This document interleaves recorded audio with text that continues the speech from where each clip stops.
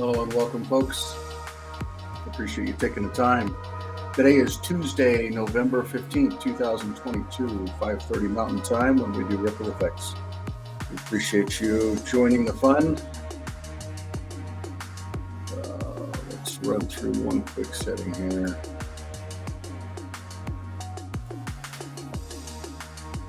There we go. Lots of moving parts. Today we're actually streaming on Facebook, LinkedIn, Twitter, YouTube, soon to be Rumble. For those of you that use Rumble, please let me know. That's one that we're actually intending on planning to add, but for a couple different reasons. But if you would like to ask questions live, please join Ripple Effect. The URL is here. Jump over here, turn this to down. So if you go to, for those of you that aren't using Clear One, this is what it actually looks like. You can see it here, but basically, if you jump onto this URL, you can actually ask questions live, rippleeffect.clear.events. This is secure technology, but it's based upon the individuals in the decentralized world, which we're building out. So this is a ClearUnited Ripple Effect. We're primarily focusing on new advancements this last week and any general questions that you may have. We appreciate those that are in attendance here. We've got two other hosts with myself. If you've got questions, support-related questions, this is not the right forum, but do feel free if there's something that is urgent and you need to be able to get in touch with these folks. Any of these names here, if you see them in Clear One, you can basically ask for help there. We appreciate you taking the time to understand and then to help others understand. This is important work, especially what's going on within society, as we see every single week things just unload and unveil and unravel. But in all reality, it's a wonderful time to be alive, and we're grateful for you taking the time and sharing it together. This is a private membership association for ClearUnited members, and the content that we talk about may be low forward-looking, especially when we talk about basically a phone is decentralized, connecting with storage is decentralized with a new monetization model. A lot of that stuff, most of you may have heard of it before, some of you maybe knew about it, or new to the topic, but it's a simple strategy where you basically combine encrypted keys, so 12 words that tie to decentralized storage that enable a whole new platform to basically pop out. This is built on, when we talk about decentralization or decentralized, we're talking about what the world would also call blockchain, or what they would call crypto or cryptography. It's all basically math, but it puts the keys into the individual's hands. We're going to talk about some of the realities of what happens when keys are not in individuals' hands. That'll be one of the main topics today, and just general key updates. So I'm going to quickly share. Again, I'm going to pop this URL for those of you that actually want. If you would like, turn that off. If you would like to ask questions, go to this URL, which is rippleeffect.clear.events. There may be a question asked of the audience today as well. So first off, in the news is some crazy stuff around an ecosystem called FTX. So some of you, because we're also in a crypto ecosystem, I've had a lot of people ask me, Mike, what is this about? And this is 90 seconds. It does a really good job of explaining it. I'm going to start out with the simple answer, and I'm going to end with the simple answer. It's all about key management. Who owns the keys? That is what it's all about. When we talk about keys, we're talking about 12 words, a decentralized key that is owned by the individual. It's a hash rate. It's a long character. Also, it can be derived into 12 words. If you look at those 12 words in a certain sequence, it can come into the actual character. Here, let me show it to you before I actually go through this, so you really link it up in your mind, because it's important for you to get. So when you get a Clear phone, it's different than an Apple phone or a Google phone. You literally get 12 words, or you already have 12 words and you input those 12 words. You don't make the 12 words up, by the way. It's 12 words that are given to you, okay?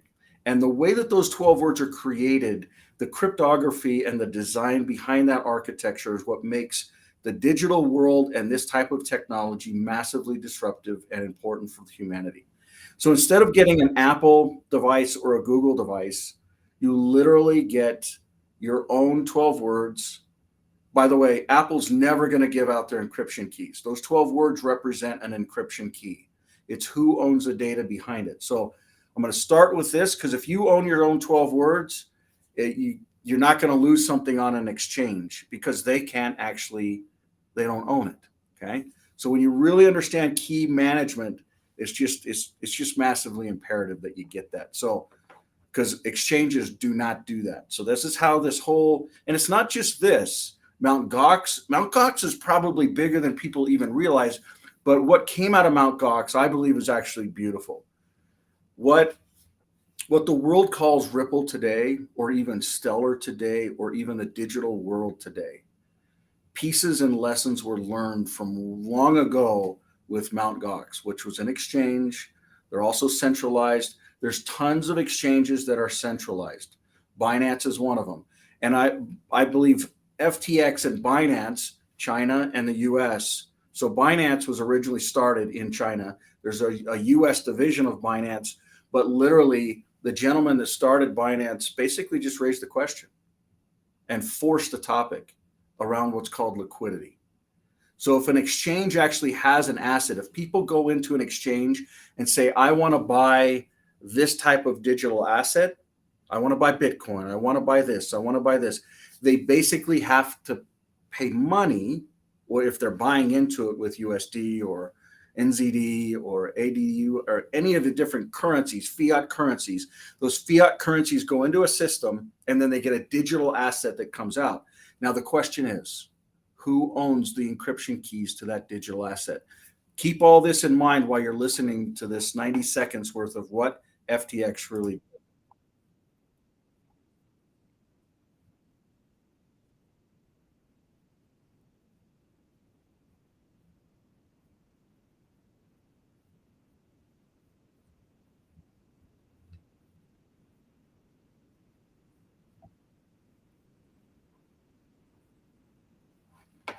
There's no sound.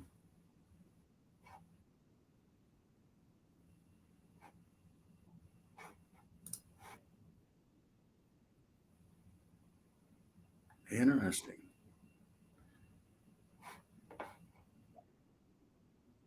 You can hear me, but you can't hear the sound.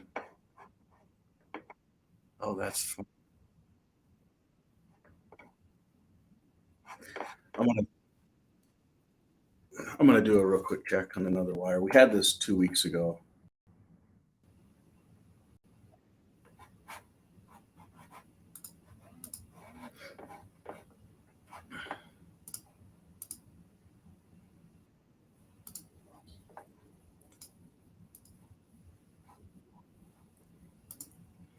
Yeah, we're getting sound there, so it must be.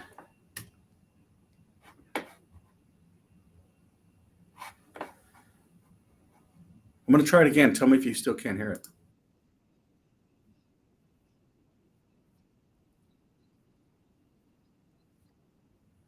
Wow. Okay. I'll go through and just I'll explain it to you. This guy did such an amazing job. It's sad that we can't hear this. Might be a copy. So basically, this guy here, also known as SBF, Sam Bankman Fried, basically, when you look at his history, who he's connected to, how he got money, where money came from, what money disappeared, namely like Epstein and other elements, and then how money flowed. There are some crazy things that are going on behind the scenes with this thing. It's like you just can't even make this stuff up. In the project finance world, there's basically governments. Remember this slide right here where we talk about secret combinations being able to control countries and monetary systems, how funds are created. Well, countries can come together and say, you know what, we're going to create this type of a project, this type of disaster, let's say a war in Ukraine, or let's say an earthquake in Haiti, or let's say a typhoon in XYZ. They can actually create, the International Monetary Fund can go and create different types of value, if you will, and then sprinkle it into different currencies. I won't be specific, but in the end, the money just keeps moving around. The money doesn't disappear, it gets spent, right? There's two types of financial transactions in the world: people making money and people spending money. Remember, we talk about how do you get paid and how do you pay for things? Those are two simple transactions. And basically, what this gentleman did was he got in the middle of it in some large ways. Like, I'm talking one of the numbers of just the hack on one of the final days. So basically, they post this, hey, this has been hacked. $2 billion worth of digital assets disappeared. Now, this is money from different systems that believed in people to say, I actually like this crypto world, which, by the way, for those of you that know me, I've said numerous times over and over, 95% of things that are in crypto are lies. You've got to focus in on, is it truly decentralized, number one, and do the economics behind that decentralization have true transparency with a single ledger where the transactions can all be seen. Everything, think about a world where you can see, and I don't want it to scare you with this comment, but you got to kind of stick with me on it.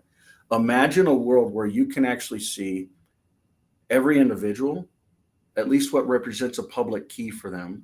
And you can see every business, at least what represents a public key. Don't even have to know a name. By the way, for those of you that are not aware, this video is coming from Utah. The state next to us, Wyoming, approved a public key to actually create a company. So what that means is you don't have to have an individual, like an individual with a social security number, to create a company that then gets an EIN number, that gets a bank account that then can actually start transacting in a certain currency. No, in this new digital world, you can literally get an individual, a company, and a digital asset that can all be represented by a public key or a transaction, if you will. For those of you that I've had a lot of people say, you talk about public keys and what are they? I'm just going to pull out a card real fast. Yeah, this is an old one. So, and I don't want to use this card because it's going to confuse you. I don't have another one. So everyone knows what a credit card is, right? It's got a number on the front and a number on the back, and then an expiration date, and it's usually tied to a zip code. If you swipe it, if you insert it, it means certain things. There's certain data points that are actually coming off of those. So a credit card is basically like what we're talking about cryptography, but the problem is you give them your public key, which is the credit card number, and you give them your private key, which is the number on the back. If it's an American Express, it'll be a number on the front, right?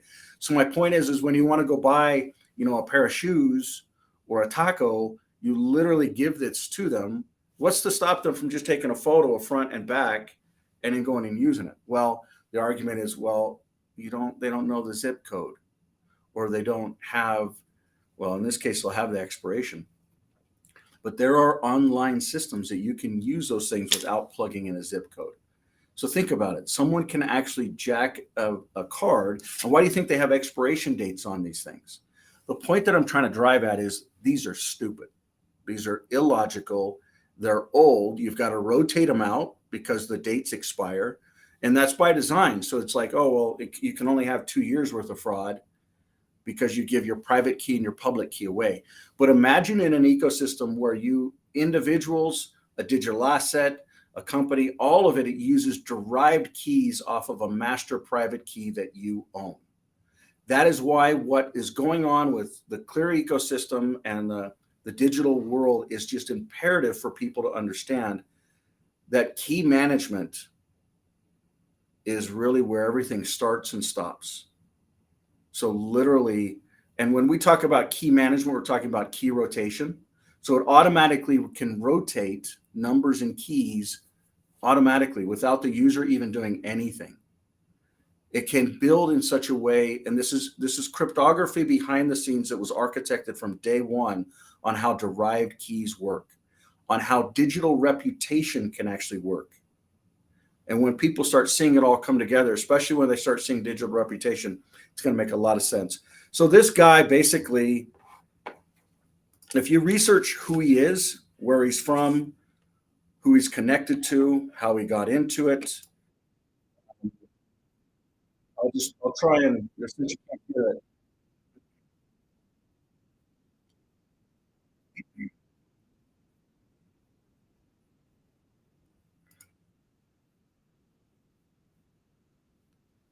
So what they basically did was someone would come in and say, "My neighbor told me about Bitcoin. I want to learn about it. I want to buy it. How do I get me some of that Bitcoin?" And so they basically come in, say, "I'm going to give you money. You're going to give me a coin or an asset, and I'm going to hold it in a wallet."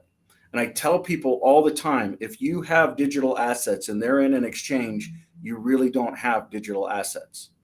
Okay. The only way for you to have those digital assets is by securing that 12 words. In some cases, it might be 24 words, but the cryptography between the two is not that big a difference. But these words and your fingerprint is actually what unlocks your access to your digital assets. Okay. You own them. If you build a new phone, you can have two, three phones at the same time that literally have the same assets on them. And it's not just a a coin or a token or a reward. It can literally be a home, a garden, a car, something that you want to pass on. It could be technically there. I believe there will be a day where it could actually represent cash inside of a financial institution, which is a different conversation. Don't even want to confuse you with that. But the point that I'm trying to drive at is the keys is what they did not have. So in other words, what this organization FTX did was they were an exchange that would take money and then show you a balance that says you have a certain number of assets. Maybe it's Cardano, maybe it's Bitcoin, maybe it's XYZ. And behind the scenes, they can actually manipulate those things. And when you look at the humans that are actually auditing the ledgers, first off, you should never have to have a human that audits a ledger. The ledger should be totally in a bank, you have a balance. An individual has a checking account that has a balance. You're either positive or negative. You either have credits or debits. The bank itself would also be positive or negative. Everything should balance out. That's why they call it double entry accounting. You have a transaction in, you have a transaction out. How was it classified? What was a general ledger? How did it all fit together? The point that when I keep saying that, my wife tells me all the time, it's important for you to recognize that when they have a digital interface that you can log into and it says you have this much in this asset and this much in this asset, it's only as good as the ownership of who actually owns it. And so literally there was a day last week, and first off, the first thing that happened that was a compelling event, and I believe it was just a matter of time. One, you should ask, where did the money come from? How did it end up with that much money? Why was there so many different trusted ecosystems? I think earlier here it had some of the different let's see if I can find it for you real quick. Yeah, I mean, there were crazy ownership structures behind this and the people that were connected to it as well. And that's a whole nother story. And it's not my place to go and point fingers and talk about it, because these people, in some cases, they may have not known what was going on behind the scenes. But if you're in an exchange, it can happen just as easy as it happened here, because you see an interface. I mean, I look at Coinbase, and it's got the most easy on-ramp, off-ramp, KYC interface out there. Some other ones are, probably more stable, but who's backing Coinbase is another conversation. When we talk about secret combinations, when we talk about money, when we talk about where the buck stops, you got to kind of dig into who's actually funding who. Who's funding USDC? So the US dollar, not T as in tether, which in my opinion, USDT is actually the same type of reality that's going to happen with what just happened here, because there's not the same liquidity. The audits that are going on behind the scene should all be automatic. You should be able to see an asset list that corresponds. So what I'm trying to drive at is, just because people looked at an interface and saw a value, they couldn't all get that value out. So just like what happens when a bank, remember the runs on banks. I mean, I wasn't even alive when a lot of this stuff happened. But when a bank basically gets a lot of different debtors that goes in and says, we want our money, they don't, especially today, there's not enough cash to be able to cash that out, right? And so it's a matter of, well, do they create it? And so do they have the right to create it? And nowadays it's like, okay, well, I gave somebody my credit card and I had 50 charges on it that weren't mine. I argue with the bank. The bank says, okay, we'll credit it back out. Where did that money come from? Who backed that money that actually was taken? So where we're heading in a digital financial system is basically, in my opinion, it will be backed based upon cryptography. The question is, who owns the keys to the cryptography? And who owns the actual connection to the individual behind it? So for instance, if someone actually, when you look at this interface, no one put in a username, a first name, a last name. They literally got 12 words and it linked together. So do they know who they are? There's a reason why know your customer or KYC is important in the crypto world. It's so these regulators can literally provide a process to centralize it. There's a reason why, and there's two more. This last week, two more countries have actually adopted Bitcoin as a standard for their currency. That means 6 countries worldwide has adopted it as a standard. When you start looking at the Lightning Network and how you can actually get these transactions real time, you'll start seeing centralization layered on top of decentralized systems. So in other words, the public key is tied to their name, their date of birth, and one other identifier, maybe a phone number, maybe an address. When you layer those two things together, you basically have centralized decentralization. So in a pure world, there were privacy, sovereignty, freedoms, independent asset control is the individuals. Those 12 words are owned solely by that individual. Okay. So what happened here with this reality? Not even close. I wish you could hear it because it was so good. I mean, this gentleman did such an amazing job. But let's say you looked at this interface here, okay? And you saw, you've got Solana, which in Solana is in the back pocket of FTX. When you start understanding how Solana actually works and how it was funded, and there's a lot of folks, even folks from our team, that literally divested and said, we're going to go over and we're going to help them build certain things. For instance, you saw these guys launch an announcement that they're going to actually launch a phone, right? These guys have a layer 1 chain and they're getting adoption of a lot of different use cases on that. And so if somebody said, I want to buy $35.13 worth of this asset, or maybe it's 494. That's actually a good example. So imagine if you had a wallet that has 1405 and you've got digital assets that all equal up to that amount. But when you actually want to take them out, you can't take them out. So what happened was the floodgates started with this gentleman here.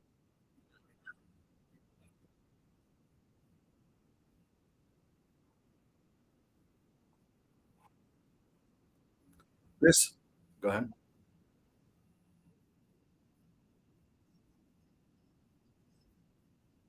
No, no.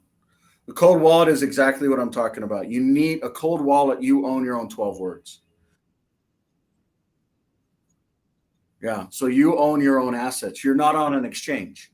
This this gentleman here started Binance, which I believe is one of the largest exchanges, primarily because of how it's backed, where it's backed, and some of the regulations that they operate. But this gentleman basically called the bluff of Sam. And he was like, hey, I want to actually buy you. So they go through a process of due diligence and find out they don't have the liquidity. It's the same thing that happened with Twitter with all the user accounts. But this is like supposed to have real money that's backing it. So it's like massive faux pas.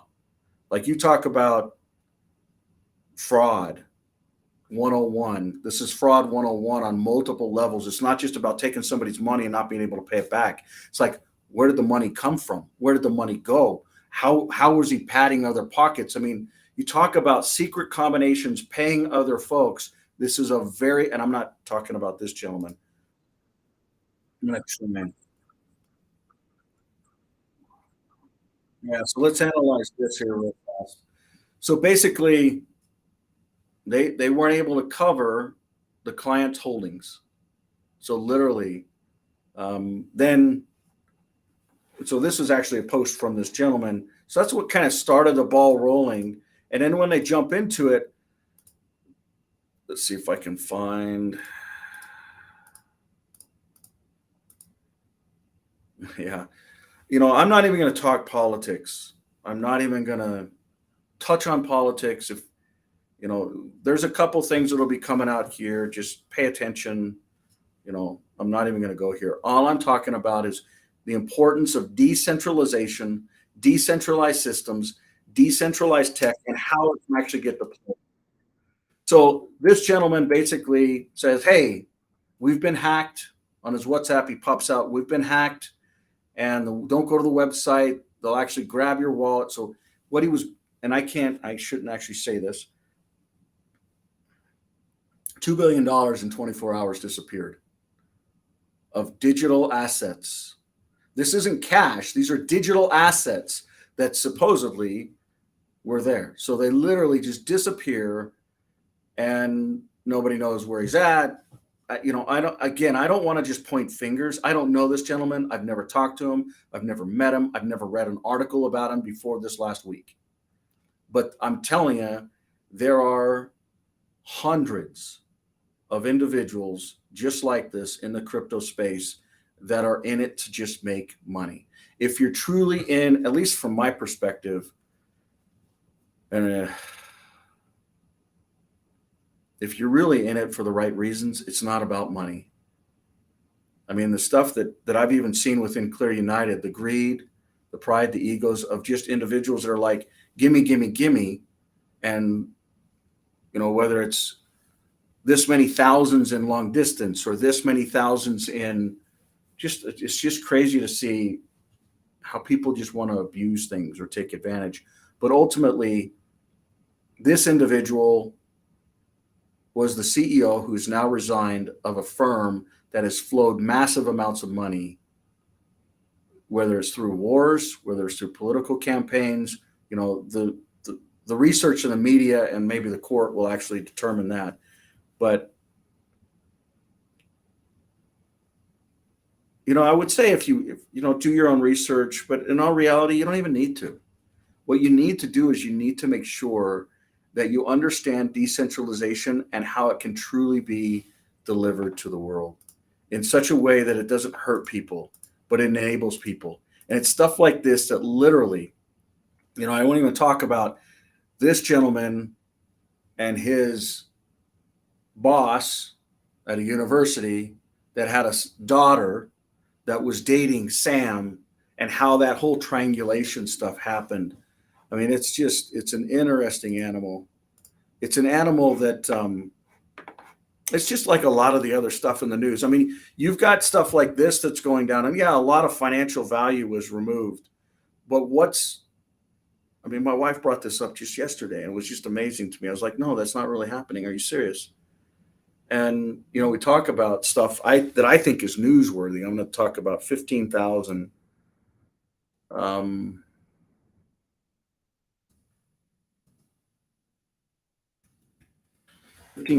protesters is going to be killed.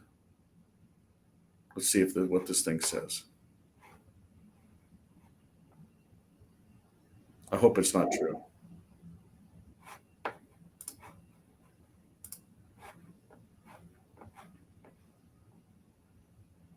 Yeah, so we got the first death.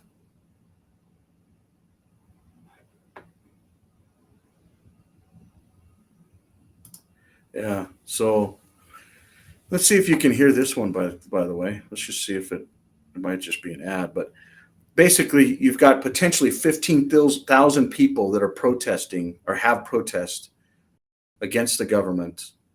And the first court order to start killing them has actually started. Like this is, and not only that, but it's like they even go further to say if they're virgins, they won't be when they're dead. And the stuff that they're talking about is just, it's mind boggling. It's pure evil. And you have, I don't know, maybe this stuff's just not real. Maybe for me, I don't even watch media because I believe our minds are one of the most important gifts that we've been given. And to be able to connect not just with ourselves, but with others, with,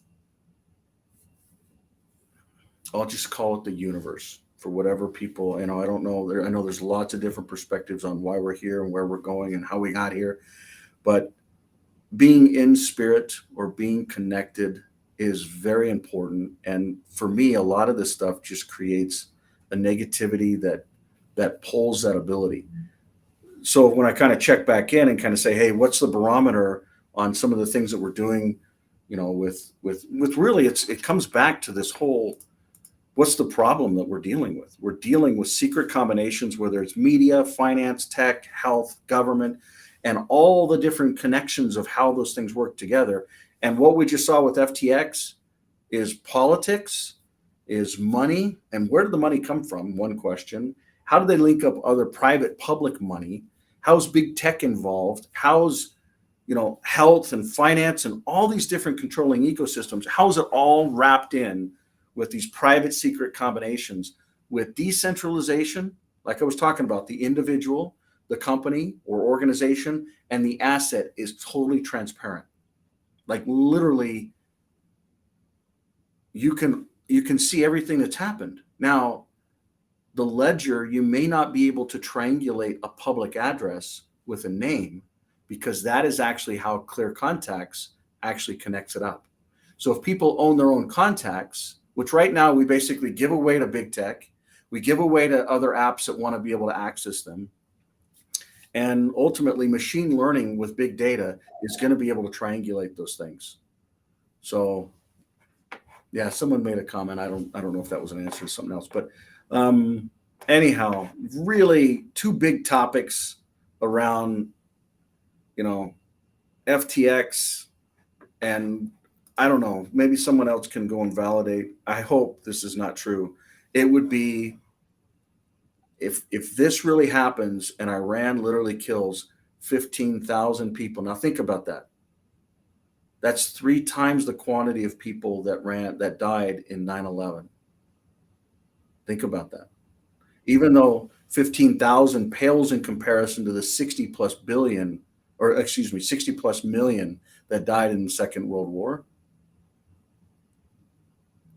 people can't sit back. Media shouldn't sit back. And maybe all these different outlets, what is this, news weeks? I'm going to want to see if I want to actually see if you can hear this, by the way. Can you hear the music? Can anybody give me a thumbs up if you can hear music? No. Interesting. That's funky. Wow. I wonder, we'll have to figure that out. So anyhow, the world can't sit by and just let 15,000 be killed. And maybe this is just not real, but the way that they're talking about it, especially if they're pure young women that are in this, then what they're doing to them is just uh,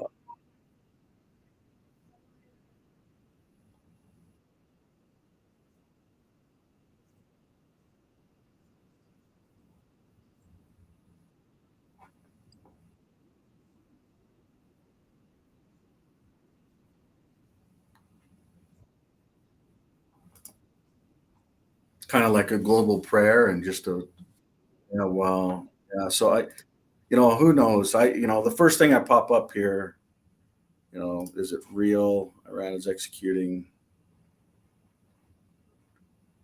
I want to have this read. See, tell me if you can hear Alex.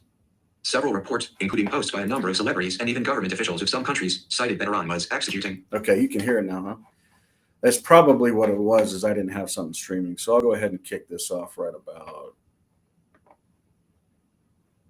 Let's do it here.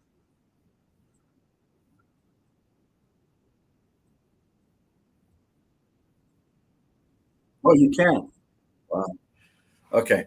All right. Well, I won't spend cycles on there. But anyhow, two big topics that are spinning around.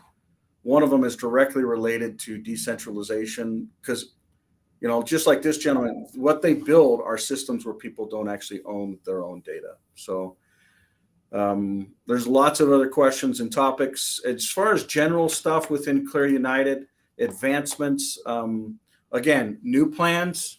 So, if people are signing up, you're going to sign up at the lower plan, but, it's going to go up. The cost to do business is very different than what we anticipated when we went through, primarily because we had a lot of people that weren't paying, and we had returns that actually some of them were paid for. So we paid out when money also were sent out. And then there's just general abuse of like long distance and other things. So, but if you haven't received a message on it, or people in your server circles haven't received a message on it, you're not even involved in it. But we've gone through an audit. We're updating some of the technology. The payments side of those things for about 90 days, 120 days, they're basically being all recalculated, so to speak. So that's going well. We're coming up on a couple of years, so there's going to be a game plan for new subscriptions that are coming up as well. So if you're actually on a subscription, so it's not you bought a phone, you actually did a subscription, which included the hardware, software services, and you want to actually go through certain things, whether that's get a new phone that's currently out or wait for the next phone, those things will be available. So we're not going to go into the details now, but that's a big topic that we're currently working on. If you purchased a phone, it's basically you've got a 2-year warranty with it. There is an option to purchase on top of that a form of ClearCare insurance. So if you bought that insurance, like let's say you broke your screen, or let's say you had, we don't want to, water damage is a whole nother can of worms, but we've even seen crazy stuff there. But it's been eye-opening to see the cellular hardware business. And by the way, one of the other big things, if you weren't here earlier,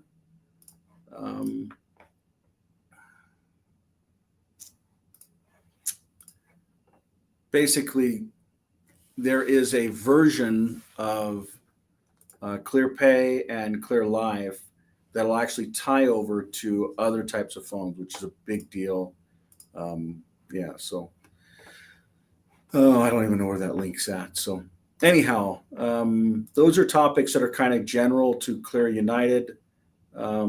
As far as support ratios right now, we're about, the last number is 2 minutes and 5 seconds average response time. So if you're hearing people that are saying we're not able to get support or we're not able to get resolution, please, there's a couple ways to do it. Go to ClearCare app on your phone. There's 24/7 support behind it, and it's, or go to clear.support. So either one of these, and you can literally, you don't have to just try and fumble through it yourself. You can connect with someone that can actually remote control your phone and get through it in real time. So when we talk about real time, it's basically 2 minutes and 5 seconds on average. And you can see there is some time where it tricked up, like you can see here, went up to 50 minutes. What is this? 10, 11 o'clock at night on a Tuesday. But for the most part, you're seeing average response times in what I would deem as a very acceptable. I mean, here you even down into the seconds. So I would just take my hat off to those that are running that. So questions, thoughts, comments, the floor is now yours. We're at 6:09, so literally 21 minutes. Feel free to ask any questions you have. If not, we'll wrap up early tonight. The floor is yours. Go ahead.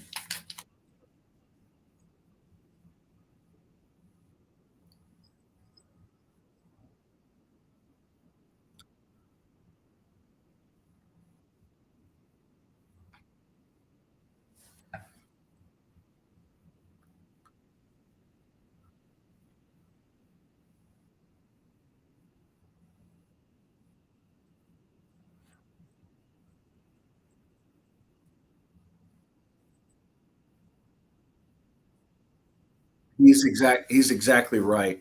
There's two different technologies that help with that. One is ClearWeb, and the core, and this has come up every single day, is ClearGM. So ClearGM actually stops that in its tracks, but it sounds like neither of those are actually truly functioning on your particular phone. So he's right in everything that he told you around how to get it and all that fun stuff. So yeah, you just follow that same process that he went through. So there's a version that you can pull down. It's basically you're kind of on the cutting edge, the latest update, so to speak, and it's not working for you.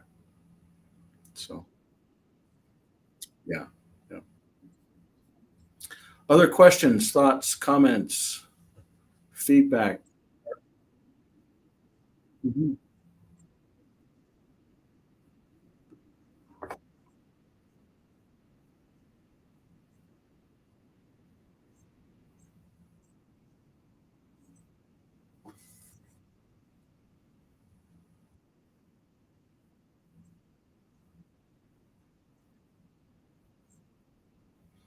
Did you just so you probably tried to enter it a couple different times?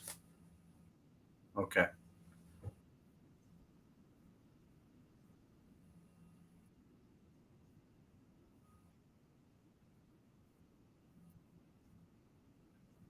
You know what's terrible about this?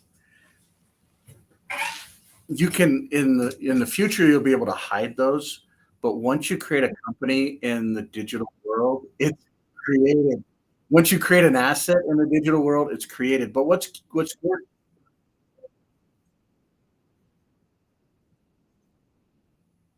that's cool. Good for you for actually getting in and figuring it out. You know, that's how it works. And just like you created that company, you can create a digital asset and then you can take that digital asset and actually drop it right onto your phone and start sharing it. Like,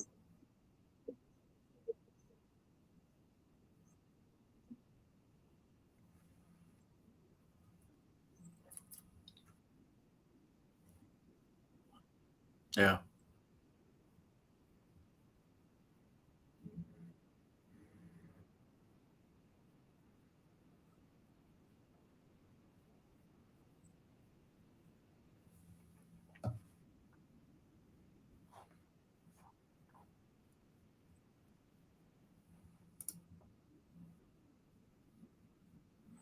yeah,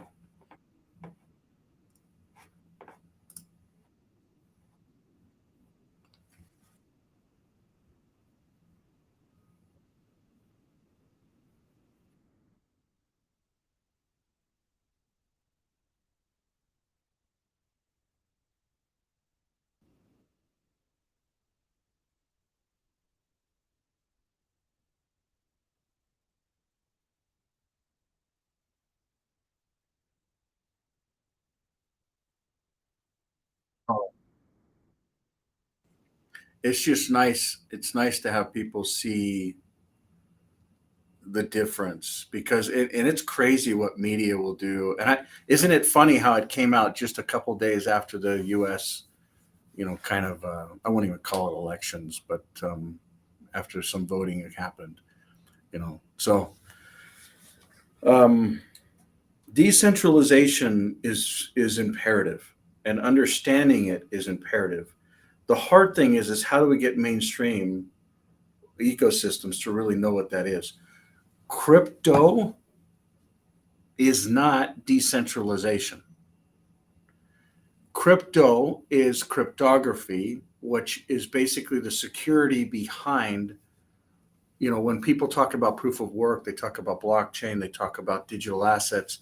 But decentralization is actually the process in which the individuals are given the control of their digital life, their digital assets, their identity. I mean, there's so much to it. And decentralization, I believe, like you literally just saw a $44 billion acquisition of Twitter. And the same dude that started Twitter, Mr. Dorsey, Jack Dorsey, has been following what we're doing, building parts and pieces and implementing it. And before most of us kick the bucket, there will be a quasi decentralized social networking platform. Even today, when you look at, Clear Community, it's not decentralized, it's centralized. But there's a path to be able to get. And I don't know if two ripple effects ago, we went through the importance of working with centralized systems to then getting your data in the centralized systems to a equal type of decentralized system, contacts, photos, calendar, text, financial, digital assets, and then move into is a two-step process: centralization, integration from both centralized and decentralized, then go pure decentralized. And once we get through these steps, there can be a true choice. Right now in the social media platform, there's not a true choice. I want to throw a quick question out there, and this may be totally weird and whacked. I'm going to pull up real fast just this.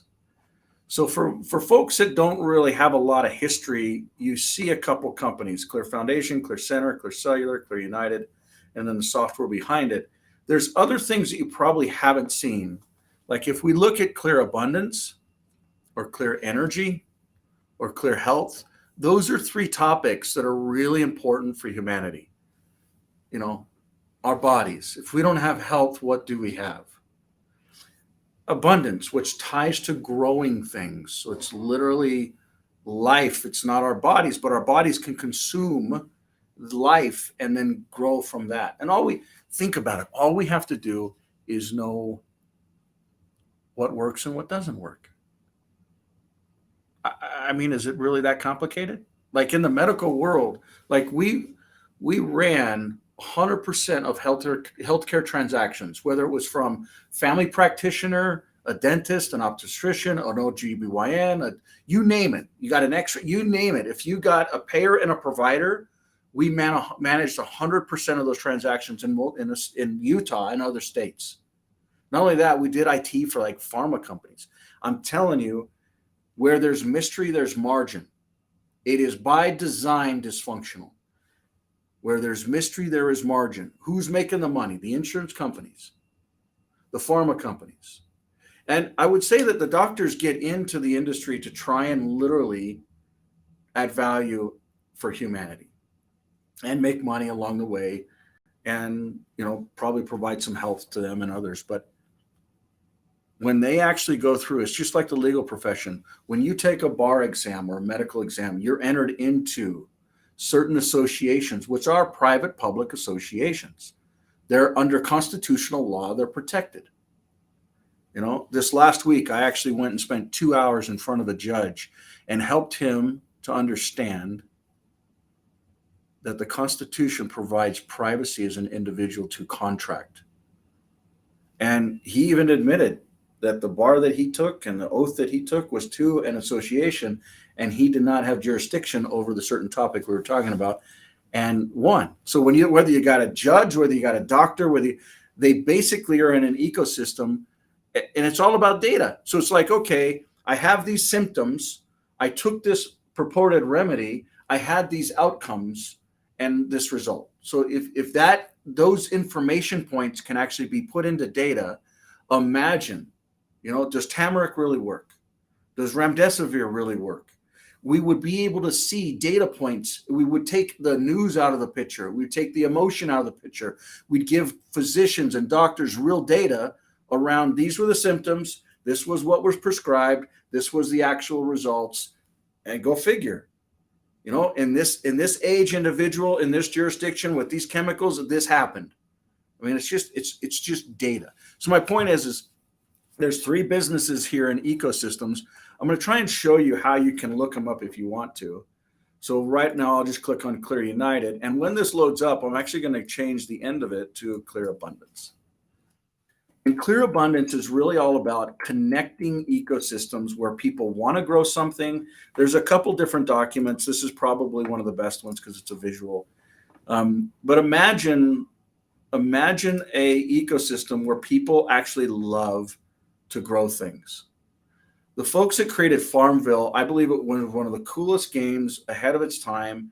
And it tied to the human because we were actually doing something, adding value. We were growing something.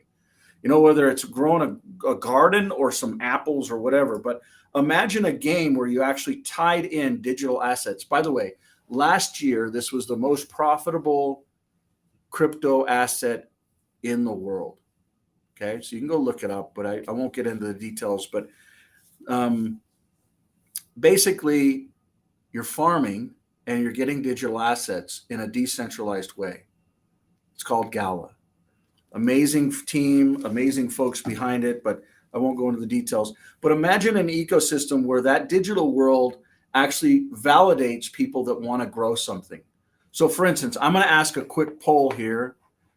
Do you like, so if you want to answer the poll, go to Clear One and just go to where the chats are. Up in the top right, you'll see a question. And the question is, do you like to farm or do you farm? So one of the two. So, you know, it's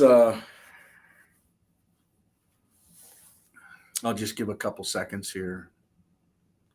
There is no right or wrong answer, by the way. I mean, please just use your own opinion. You know, some people like,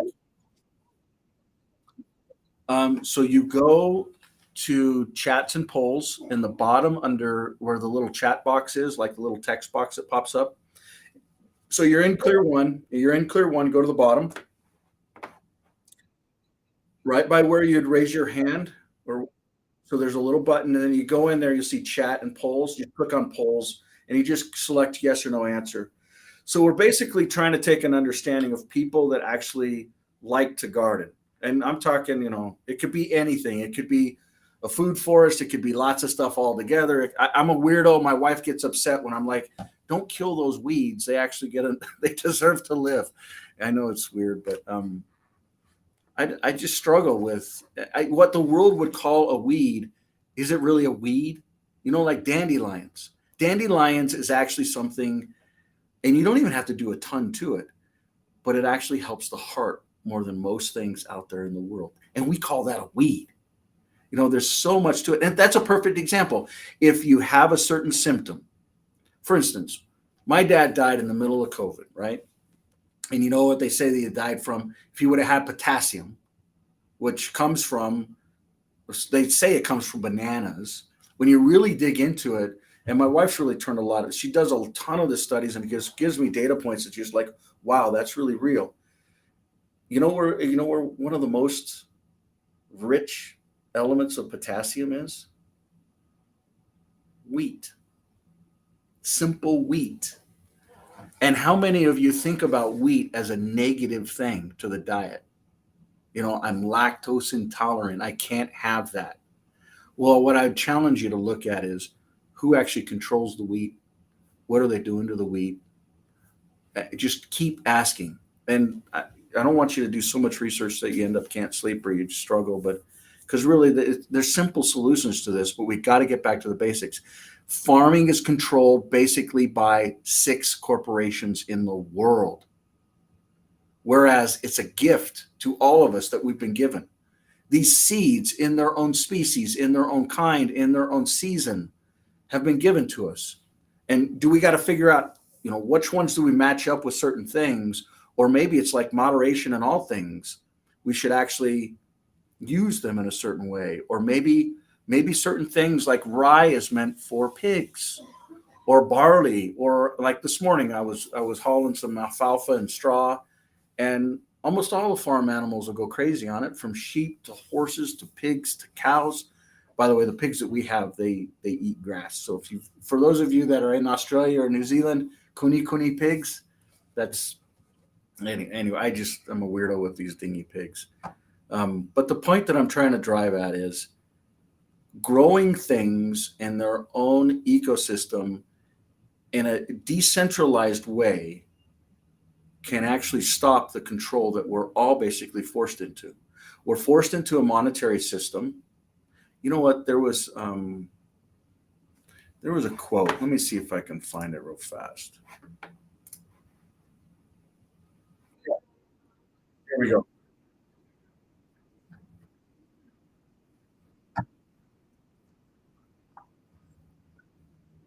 The human enzyme, because enzymes are in the gut, and that's where everything starts, right? It's where it all begins.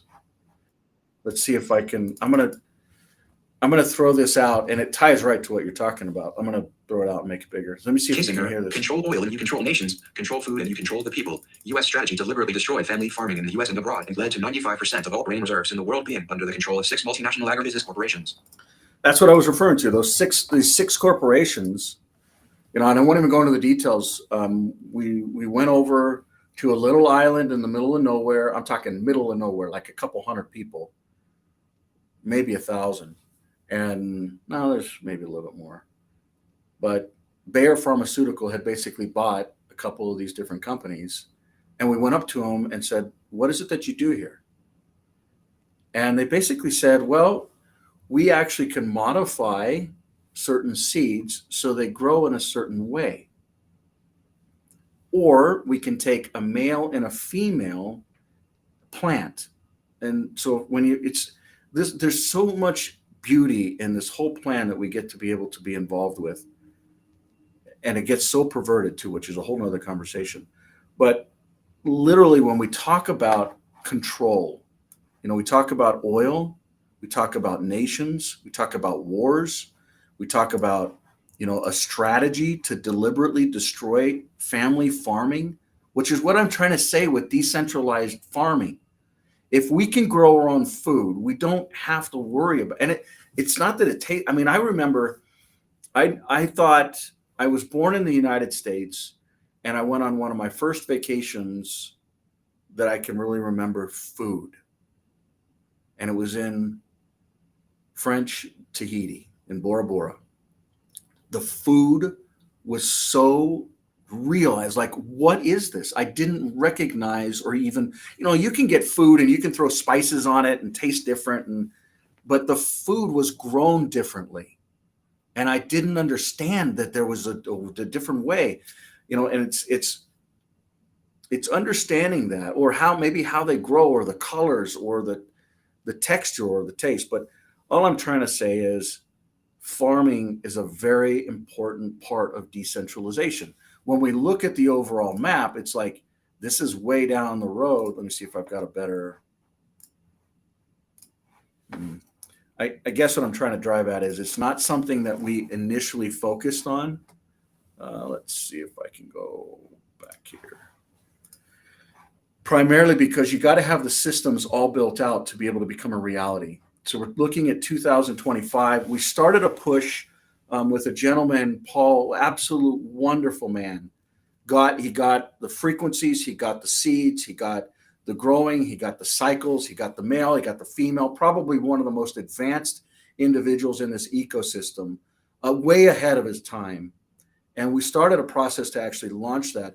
There was involvement, there was an interest, but it's something where we actually had to have the ledger done, we had to have the digital assets done, we had to have the digital identity done. And now that all that stuff's done, there's no reason why someone can't actually say, I want to create an asset that's wheat and have a reputation behind the wheat that's actually a certain quality that can then get shared. So imagine, for instance, Becca, you get a ton of this. You get the growing, you get the health, you get the energy, you get the decentralization, and you're even trying to figure out, how do I go create a business and then create a digital asset with that business? Imagine if that digital asset tied to something that you actually grew, and someone could order it from you and say, I'll pay you 20% now. Let's say you like to grow mangosteens or papaya or avocados or different things. And you literally said, I'll take 20% now, and I'm putting my reputation on the line that I'm going to grow this. And they literally transfer over that asset. You've got the asset, you cash the asset out, you buy the seeds, you produce the crop, you ship the crop. And in the process of shipping, before or after, you can come up with your own terms. You actually can get paid, or they pay for shipping and it gets delivered, or it doesn't get delivered. But it's basically facilitating a transaction of value creation that comes from the earth. Aren't we all just here basically given the right to exist on this earth, and the actual elements that come from it, the gifts that come from it, that we can grow? Doesn't matter if it's a weird perverted type thing like a corn, like maize, or a banana. A lot of that stuff is not native. It's been modified over time or created in different ecosystems. But my point that I'm trying to drive at is, Becca could come in and actually have a valuable product that she creates an asset that has a value exchange that people can then put a value to and transfer those assets. And if there's actually a liquidity pool behind it, not like this FTX. So think about it this way. Like one of the things inside a court that I was inside this last week for a couple hours was around whose right is it to create currencies and what is a currency? So why is it? And when we look at the digital world, the individual can actually create a company from their decentralized identity that can create a digital asset. And why can't that digital asset provide or be an example of some type of an asset that has value to it? It may not be a US dollar. Some folks would say the US dollar, well, I won't even go there. It may not even be backed by a US dollar, but a digital asset can be transferred, can be created, and can be controlled by an ecosystem that builds a reputation. But over time of use, let's say that Becca creates, let's say it's like lavender oil that does some unique things, okay? Let's say that people want to buy it all around the world. She grows it. It could even be on an acre, 5 acres, whatever. Like, for instance, there's some oil companies, I've got a pile of them over there that literally grow a mass amount of produce, and then they have to condense it down and there's a certain quality. But where do these oils actually come from? Yeah, they try to grow their own farms, but they also buy it from family farms that actually create this in a decentralized way and ship it to them. Then they produce it, then they market it, then they sell it. That supply chain doesn't have to exist, especially what if supply chain breaks down more than it currently is? Back in World War II, one of the biggest things to actually know if you're going to win the war was what? It was oil. It was the same mess that this Kissinger guy is talking about right here. He's talking about oil, which literally it can win and lose a battle. What are you seeing right now that are winning and losing a battle over it from Russia to Ukraine? It's intelligence around communication, and it's not oil. They're actually able to go and create little bombs on top of drones that are run off electricity. And they're literally able to fly in the sky undetected, find people, find tanks, find whatever, and drop the bombs on it. That's not oil that's winning that war. Do you have to use it to get certain people there and troops? The point that I'm trying to drive at is it's not always just about growing food, because if you're running a massive farm, like with tons of acreage, your fuel cost is your biggest cost. Is it seed? Is it land? When you really look at operating a farm, it's actually fuel to then distribute it. So you gotta plant it, you gotta till it, you gotta sow it, you gotta water it, you gotta weed it, or if they're monocropping, which is a different conversation, and then you've got to grow and transport it. All of that takes oil, right? But what if you actually did it in your own neighborhood? What if neighborhoods were able to come together? Or what if certain parts of the world that are decentralized actually could create an asset that they could only grow? Maybe it's vanilla beans, maybe it's papaya, maybe it's mangoes. I don't know about you. When I woke up, it's dark when I wake up. It's dark. It's even dark right now. We're in a cold season where the growing cycles are not long. I can't grow any of those things I just mentioned. But I love like vanilla ice cream, or it's just a simple thing. And it's amazing how wars back in the history days were fought over what? Spices and trade routes, right? So the gist that I'm trying to drive at is decentralization in many different ways. So, we look at these different companies here. Every one of these companies are focused on decentralization, but ultimately, the ones that are currently there, Brooke, I'm going to mute you if that's okay. If you've got a question, you can raise your hand, but it looks like you're watching online on one of the channels and you're also streaming real time. But If you just mute the online one and interact here, you're going to be good to go. So, but you can unmute or raise your hand if you want to. But all of those companies are basically providing forms of decentralized elements to this new digital world. There will be ecosystems that will come in and start building on this. For instance, yesterday I met with a company that absolutely, I mean, they get what this is all about. They have gathered, and this is out of Israel. And by the way, this is the Declaration of Unity. Now, keep in mind, I don't know if you saw it go from English to Hebrew. Isn't that amazing? Now, this is an electronic transfer. They're doing an actual real, translation of the Declaration of Unity from, English into other languages. This particular one is for a meeting on the 22nd, which is next Tuesday. But these people are all united in simple things around sovereignty, freedom, peace, self-preservation, self-reliance. And they all have, I'm not saying that are they anti-vax? Are they anti-government? No. But they do care about future generations. They do care about their own posterity. They do care about what truth is. And they're not willing to just say, we're just going to lay down and just have these things happen to us. And so this is an ecosystem. This digital world is an ecosystem where people can come together, work together, serve together, love together, just exist. And right now, it may be in its infant stages. And you know what? It may bump into bumps that we can't even imagine. But we will continue to push forward. And it's amazing over the years to see how much support there is out there of individuals that want to help. Or even, I had someone reach out today and said that they want to be a part of the solution that we've kind of found. But it's, it'll be interesting to just see the continued bumps. For those of you that looked into the FTX stuff, it's really sad that society is missing as much integrity and nobleism that is just needed. It's just needed. And it's eye-opening to see.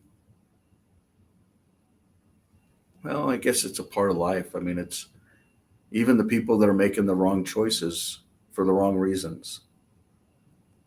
There was an event here in Salt Lake once every 6 months. This event happens in a different part of the world. And it just so happens this is the first time it actually came to Utah. I was supposed to speak at it. And Margaret, you're welcome to speak anytime you want. You interrupt me anytime.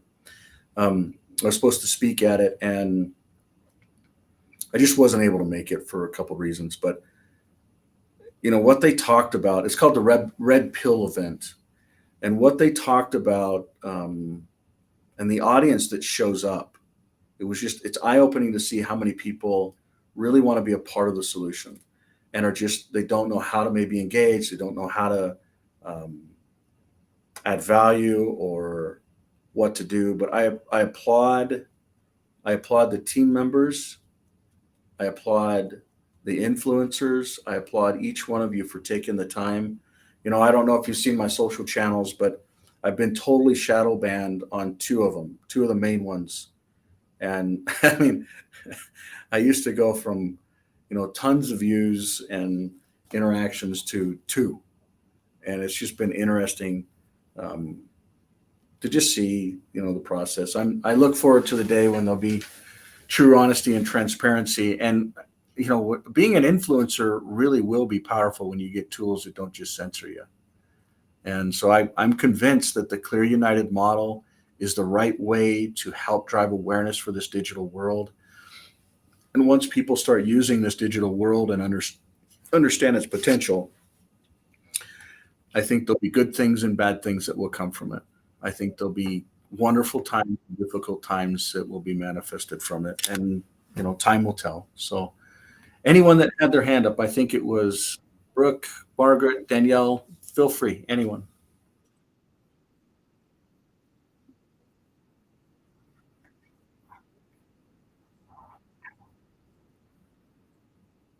Oh my goodness. I would disagree that you don't have special skills.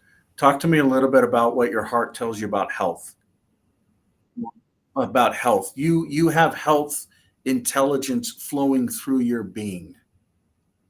You care, you're involved, you show up, you're a consumer, you know what's out there, you know how to ask questions, you know how to tell people. You know what safety is. I would say education. So any of these councils, you could literally say, you know what, I'll get on the health council, or I'll get on the safety council, or I'll get on the that's where you can add value because this is actually what steers where the roadmap goes. So for instance, inside of this ecosystem, there is so much that can potentially happen with the digital world. So we can't go live with any of this stuff until we get the voting stuff done. So is there storage online? Is there a Notary Republic? Is there identity? Is there passports? Is there domains? Are there organizations, wallets? How does reputation work? Does it get modified? All of this stuff is basically asking people just like you, Daniela or Danielle, is this something that the digital world should even be involved with? Even to the point where a council, so like one of these councils, like literally all we have to do is a simple thing in life. What is the question and what is the answer? So for instance, earlier I asked if people like to farm. 82% of people said they do, 18% said they don't. That's simple data. If we get more data points, then you can actually have true consensus when we build an ecosystem. And maybe, for instance, one of the things I was in court over this last week, guess what it was? It's so funny. Whether or not we can have pigs. Kuni, whether or not we can actually have kuni pigs on a farm. Yeah, and so it was like, why can't we?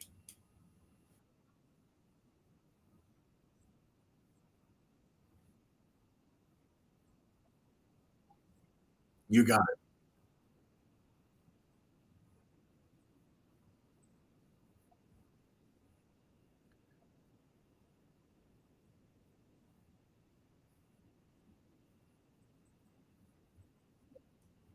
You got it. You got it. You got it. That's exactly right. You are 100% spot on. And so you tell me what council you would plug into. So, so that's where you can add value. And ultimately, we have, 30% adoption right now. This needs to get all the way adopted. Like literally every seat full on every one of these councils. And these councils can create other councils or they can delete councils. So think about it. But there is no president, there is no king, there is no, even my world will literally start going away. Once this thing gets stood up and people can start asking questions, like there's another part of the business on the decentralized server side of it where people just it's kind of like on the phone side of it. They just absolutely take. And a lot of this happens with an open source business model where you basically build certain things, give it away. So how do you recoup the cost of building it? Like literally, I personally have spent so much money and time. Like I won't even go into the details, but it's put it this way, paying to work is common. And when you don't feel like you work, at least for me, it just becomes a part of life. It's how do we give back to that next generation? How do we leave? For instance, I got this in the mail today. So for those of you that were going through the saga, this is Insurance Service Center. Who knows who I'm really dealing with. It comes to my name, and they basically send me a letter that they actually got my letter and they're analyzing it and they'll get back to us. And this is for my father that I didn't even I probably saw him 10 times in my life. I mean, he's a wonderful man, kind as heart, but I just didn't grow up like normal folks. But I didn't know if you had a will. I didn't know if you had anything, but they keep sending me these things saying, you know, this is what probate is. This is what we're doing. And who knows what's going to happen is, I'd be amazed if it's, $100 and $80 goes to the government. I don't know how this stuff works. So I'm going through the process of learning this so that the next generation can actually have a super seamless process, because ultimately we're individuals on this rock, and all we have to do is organize ourselves so we're not a part of a centralized system that can basically mandate how we're organized. For instance, they said if I wanted to have pigs, I had to go and get a special permission to have these pigs. And my message was no, I'm not going to ask special permission, and I'm not going to ask whether it's for a quantity of animals, whether it's for a type of animal, whether if it's bothering someone, it's my responsibility to make sure that you're right. You can't damage someone's property, or even if it's a smell, it wasn't a smell. These particular pigs actually eat grass, and they've got, tons of acreage, tons of grass, tons of food. So it was a matter of them just saying, we're a city corporation that is going to say, you are going to do this. And you know what? Hopefully over the next 24, 48 hours, we'll figure out what the resolution is. The judge is supposed to weigh in on it. But a lot of the constitutional arguments, by the way, Danielle, the argument that you just raised is a constitutional argument. It was one of 3 arguments that I actually had. And I don't know, maybe we'll tell you what, we'll get the outcome of what this was. I'll play a video for you, and I'll show a slide deck for you, and we'll go through this actual one next week. Well, if you could remind me to put that on the agenda, I'll report back, because I think it's not about the pigs. It's about, and I said this literally, I was up on the stand. I said this under oath. And some of you will determine, spiritual guidance, and I don't want to offend, but I really feel this way. I, as an individual, am here under God, not under a government. Period. That's it. And, so I hope that it sets a precedence for others, and even the council members. For instance, there were councils that created that rule that there was no pig. That is a council for a city. What governs the digital world? How we're all connecting. That is what this digital world is. That is why your voice needs to be heard. I know we're a little bit over, but there were 3 or 4 hands that were up, or at least interactions. Margaret, you are always welcome if you've got a question. Anyone, here's someone's mic off. Okay.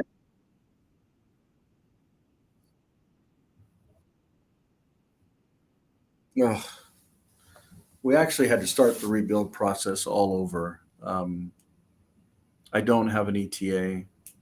There's a lot of sideways stuff on that particular one right now, but I hope in the short term there's a good resolution to it. So, but I wish we had that, because that's really what we need to get this thing broken free. And then, what people don't understand is once this thing's broken free, the opportunities and the resources on the other side are so huge. But it's just a difficult time right now.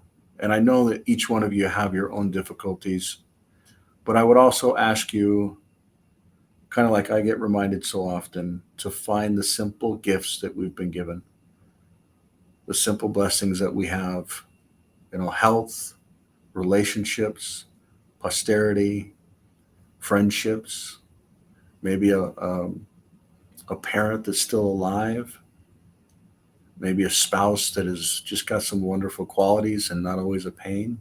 Or, I just want to throw that out there. You got a warm home, or you got transportation. There's just so many simple gifts. And I know that as long as we keep looking at these simple things that we've been given, we'll see the importance of decentralization, especially in a very confusing world. I mean, some of the 2 topics we talked about today, literally billions just evaporated overnight. Now, the crypto ecosystem literally went up to 2 trillion in value. Now it's down underneath a billion. And I wouldn't be surprised if USDT is the next thing to fall. So that's Tether, which is basically supposedly pegged to US dollar, you know. And there's some wonderful people behind. There's some good people that are behind it that literally try, and they were probably one of the first stable assets in the world. Um, but they're human. You know, are they actually doing what they said they were going to do?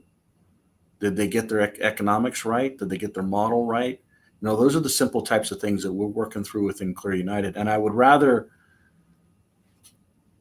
bump into things and even fall down and take more time to get up. But when we get up strong and solid. So that's really that's kind of the current chapter that we're in. But one of the other big things that we're going to be implementing this next, hopefully it'll be done by this next ripple effect, is the ability to actually purchase services, a phone, a service, a device, a node, but not use a credit card, not use Amex, not use Discover, not use MasterCard, not use Visa, and literally wiring that directly into products and then being able to wire it into things like the digital world. So massively important. It can also derive elements of reputation at the same time. We'll dig into more of that, but um, it's like we talked about before. This is a journey and is dark, and all we've got are headlights, maybe a flashlight sometime, but we got to keep moving in the dark, even though it's difficult or even though it's scary. And I would just challenge each one of you to keep moving, keep pushing, see life for what it is, a beautiful gift. Margaret, I would love to hear your voice, even if it's just a hi. But Brooke, if you had something to say, you're welcome to it. Bob, thank you for your question. I look forward to getting you a real answer. Apologize, I didn't get you one. Um, yeah.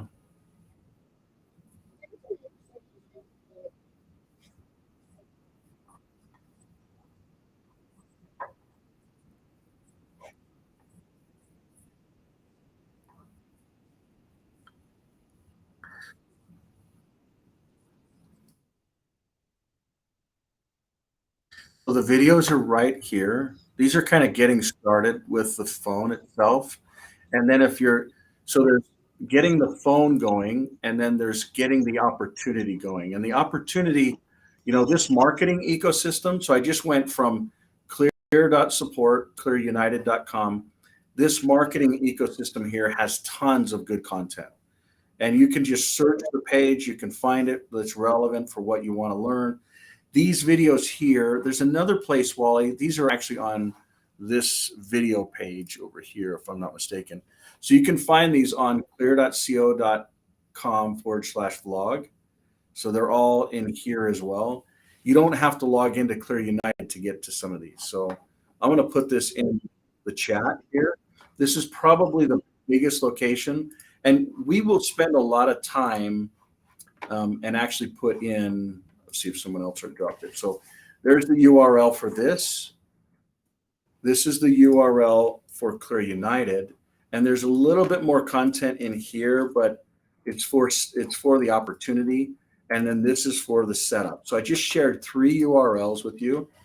And those all have videos and all have how-tos, but really you're at the right place. Showing up for this event, if you've got questions, if there's certain things you want to dig into, if there's certain things you're struggling with, Phil, this is the location to ask it. So you're in the right place, so to speak.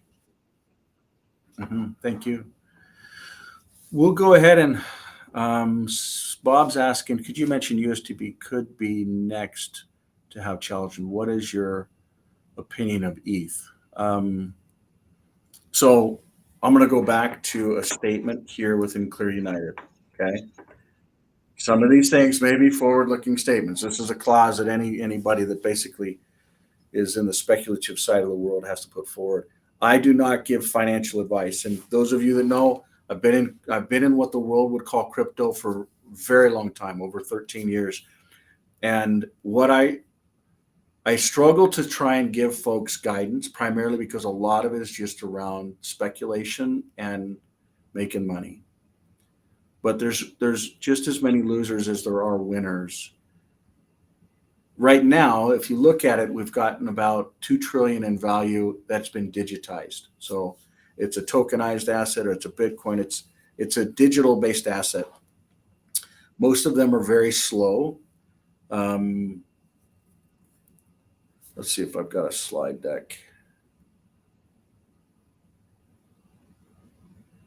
I'll show a comparison here real fast.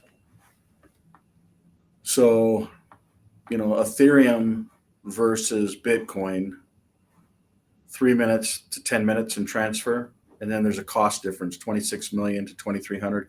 This is sending 14 billion in value over a 24-hour period in US dollars equivalents. Now, the real difference here is the technology behind this Clearcoin or behind the native or any of these assets. We're talking about 3 to 8 seconds. Now, that does not do proof of work. Proof of work is where blockchain and blocks and all that stuff come from. There's a lot of technologies out there that technically can transfer basically in real time because they're primarily focusing just on a ledger-based transaction, like Ripple, like Stellar, like the digital world. Those transactions can happen in real time. And I use this analogy, and I'll try and I'm not sure what everyone's seeing, but I'll go ahead and kick my screen share off so you can kind of see. Let's see there, and then there. So I'm going to show you this kind of teeter-totter thing. So imagine an ecosystem where in the middle of it is bodies of regulation like the Security and Exchange Commission and others. I'll just leave it at that. And if they say certain things, it makes, let's just use two parties. Let's use Ripple and let's use Ethereum.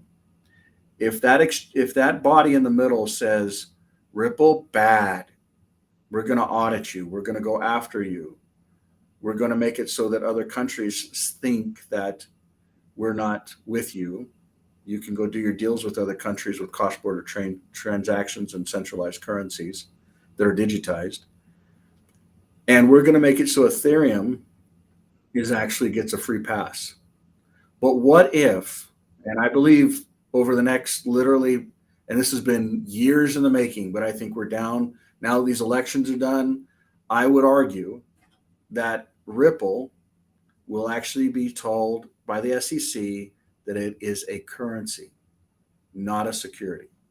And at the same time, so as Ripple comes up, you'll basically have Ethereum, which, by the way, if you really understand where Ethereum came from, it came from the couch in the living room of the dude that created Ripple, of the same dudes that had the problem, like what FTC did, or FTX, that actually had the same problem with Mt. Gox. So Mt. Gox, they learned lessons, they created Ripple. Ripple popped out Ethereum, and the SEC's in the middle of it saying, good, Ethereum, bad, Ripple.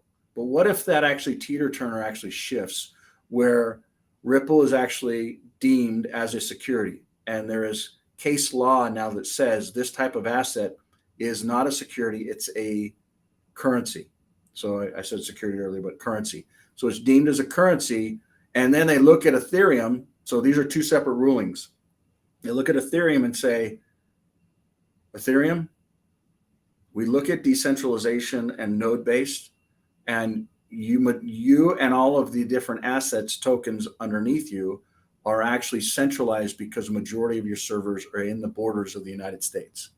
So imagine that teeter-totter just flipping like that. What would happen if two things happened? One, the SEC basically says Ripple's a currency and Ethereum is a security. What happens if that happens? So I would just throw that out there because I believe that there's a high probability that that's already in the works and it's already all done.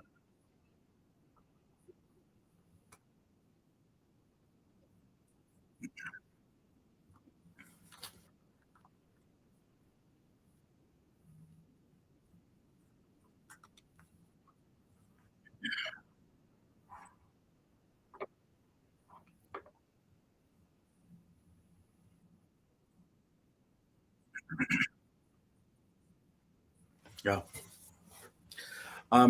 There's actually, I can pull up an article. There's an article, one of the most recent articles written, actually is the comparison, and you're not seeing my screen just yet, but I'll kick it on real fast. See if it's kicked on there. So when we look at these articles, we're basically talking about uh, the digital world versus the meta world. And I don't know if you've seen, yeah, I'll drop this into the chat. But if you really try and if you read this, it's going to get through the details of. Actually, I'm going to try. I'm going to try and do this over here as well.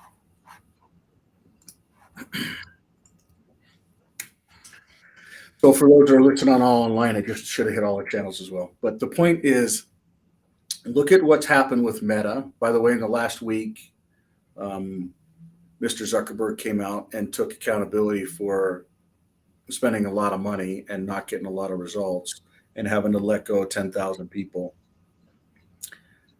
But when we're trying to do just the opposite with the digital world, meta data is all about information. There's a reason why Facebook changed its name to Meta. That meta is the absolute opposite of what the digital world is all about. The digital world is there to be able to give people transparency, their data, and the ability to literally operate with an architecture that does not spy on them, but it can let them actually connect with marketers, because the marketers aren't going to go away in the digital world. They'll still spend money, but if they can connect that to the individual based upon their own deriving of data, which is a very different animal, we look at how can you actually store your data encrypted, but then have heuristics that come off of it that allow marketers to market to you, but they never get to see your data. You don't even see your data, and they don't ever get to see your name, but they still pay you.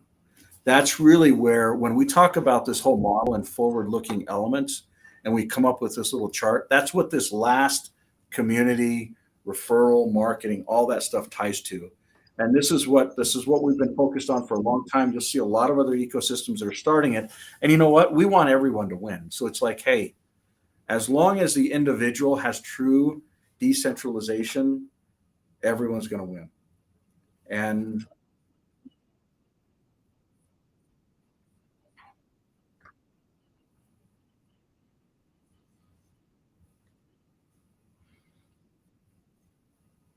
mhm,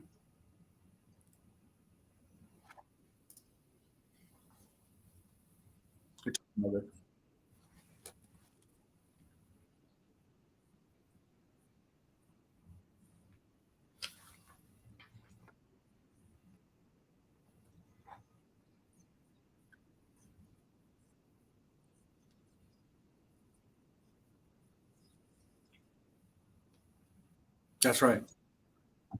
That's exactly right. I mean, the world can actually go.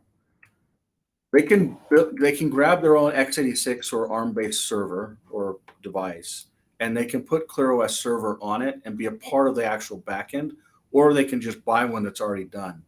These actually run the transactions behind all of it. So there is no centralized system that's actually delivering it. But ultimately, the transactions can happen in real time with no banking system that's centralized, no centralized government, and people can actually have value exchange. But the reputation is where the real value and rubber meets the road. So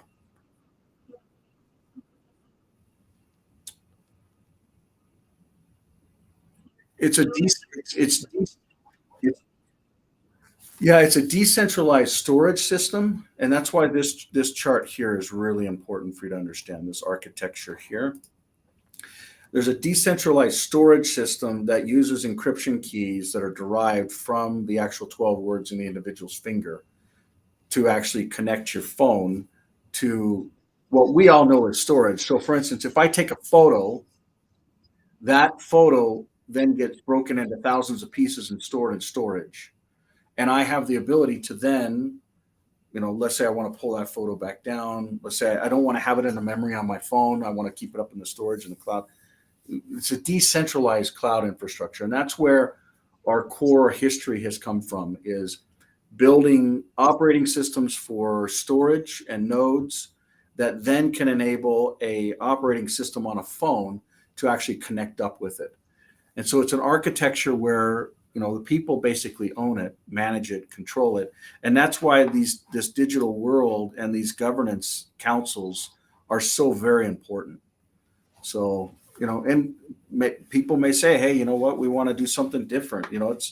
They may just, the vision that we currently have, they may want to take it a whole nother path. And ultimately, the numbers, true voting will actually be able to provide that transparency. And people will be able to vote based upon identity and reputation as cryptographically proven, mathematically proven.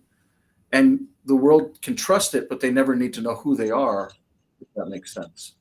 So I hope I've answered your question.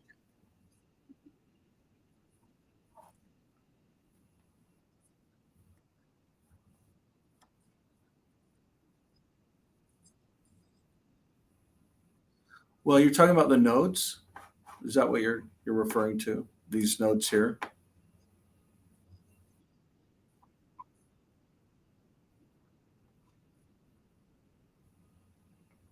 Yeah. So these clear coins that you're referring to, it's the same thing. That's like anybody can create any asset. I'll show you the same type of comparison over here, but with the digital world. So the digital world is basically a layer one blockchain, just like Bitcoin or just like Ethereum, but it's fast and it doesn't have a real price to it. So it's like a thousandth of a cent per transaction. And it's what we call proof of life. So it's about the individual actually proving their identity versus having proof of work, which is basically a hash rate with a miner that I believe is a waste of energy and a waste of cycles and time, even though it's proving that that actually happened.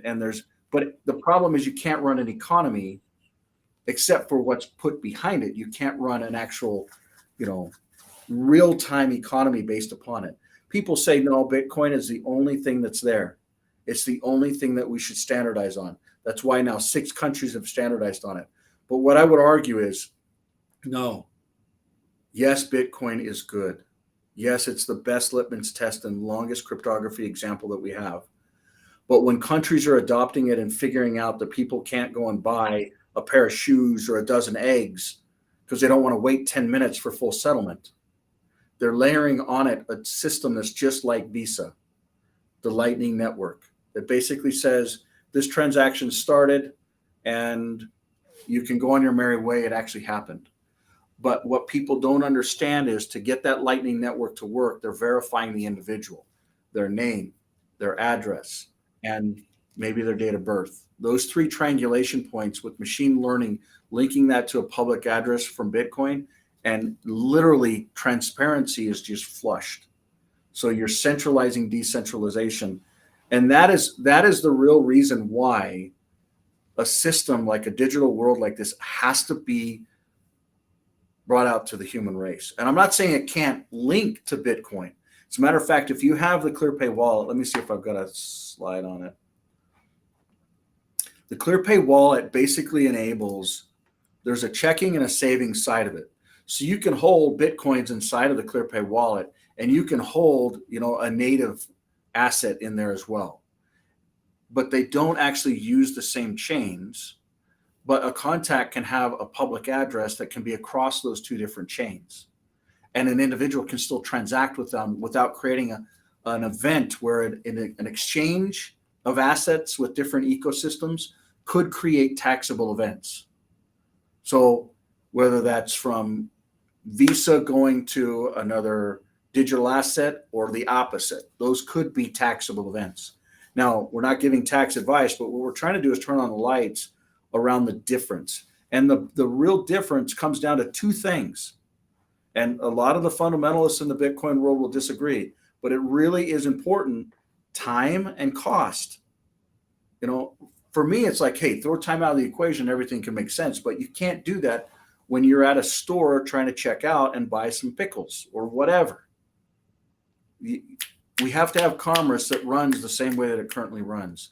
We even have to have intelligent commerce, like Ethereum is what they say is it's got the smart contract framework where you can do different things on it. I would argue you can do the same things with these other fast networks, but you do them in such a way. For instance, the analogy that we talked about before, where someone was actually selling papayas and someone else paid them 20% and then they paid them the rest. What happens if the papayas never got there? Is there an insurance element to this? Is there a refund element to this? Is there a certain time frame that the refund can happen? Is there a percentage of the refund? Is there a clawback that's automatic in it? All of that stuff is actually built into the same ecosystem. So as a matter of fact here, and I'll just point this out and then we'll wrap up. But you can actually see this is a framework where you can look at a transaction and see, if you want to actually have clawback capabilities. And so the point that I'm driving at is this may look technical, and it is for engineers, but if we can actually align this in such a way where humanity can benefit from it, everyone wins. So good questions, really good questions. Appreciate your time, your involvement. We're way over tonight. Oh, shoot. I was supposed to do something 12 minutes ago. But we'll see you next Tuesday, same place. And just have a wonderful week. And Margaret, did you want to say bye? Good to hear your voice. I wonder how you're doing all the time. Much love. We'll talk to everyone later. Bye-bye.